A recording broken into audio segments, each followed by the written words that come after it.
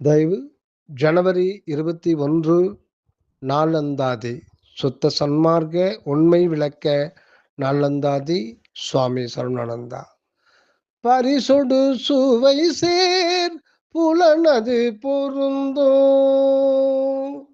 பரிசொடு சுவை சேர் புலன் அது பொருந்தோ.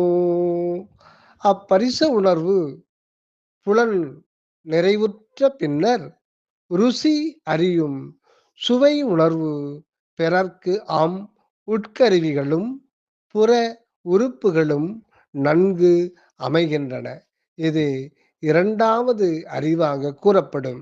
இது தாவர இன பிறவிக்கு அடுத்தாற்போல் நம் ஆன்மாவை சூழ்ந்த உடல் உருவமாகும். பரிசொடு சுவை சேர் புலனது பொருந்தோ. தயவு ஜனவரி 22 நாளந்தாதி சுத்த சன்மார்க்க உண்மை விளக்க நாளந்தாதி. பொருந்தும் ஈரறிவு உடம்புகள் பலவாம், பொருந்தும் ஈரறி உடம்புகள் பலவாம். உயிர் என்னும் ஆன்மா ஓர் உடலில் புகுந்து பொருந்துவது உண்மை அல்ல. உயிர் என்னும் ஆன்மா ஓர் உடலில் புகுந்து பொருந்துவது உண்மை அல்ல. ஆன்மாவின் மீதுதான் தேகம் தோன்றி வளர்வதே உண்மை. ஆன்மாவின் மீதுதான் தேகம் தோன்றி வளர்வதே உண்மை. உயிர் மேல் உடல் வந்து ஒன்றுவது இயல்பே என்பர். எனவே நமது ஆன்மாவை இரண்டாம் நிலையில் ஈரறிவு தேகங்கள் வந்து வந்து சூழ்ந்தனவாம்.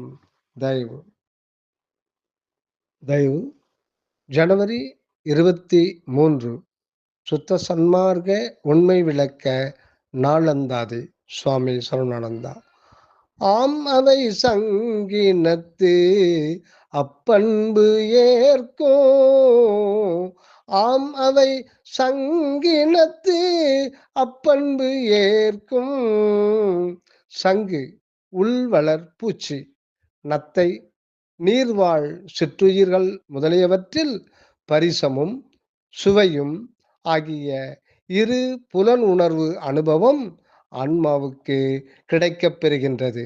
இது நிறைவேறிய பின்னர்தான் அடுத்த உயர்வான பிறப்பு தேகம் வந்து சாரும். ஆம் அவை சங்கினத்து அப்பன்பேற்கும்.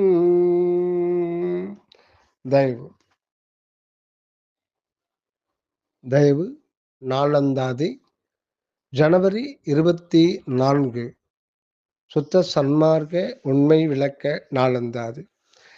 ஏற்கும் மூவறிவு எறும்புரு முதலா, ஏற்கும் மூவறிவு எறும்புரு முதலா. ஈரறிவு அனுபவம் நிரம்பிய ஆன்மாவுக்கு பின்னர் மூன்றாம் அறிவு வளர்ச்சி வர வேண்டி அதற்கான தேகம் தோற்றுவிக்கப்படுகின்றது.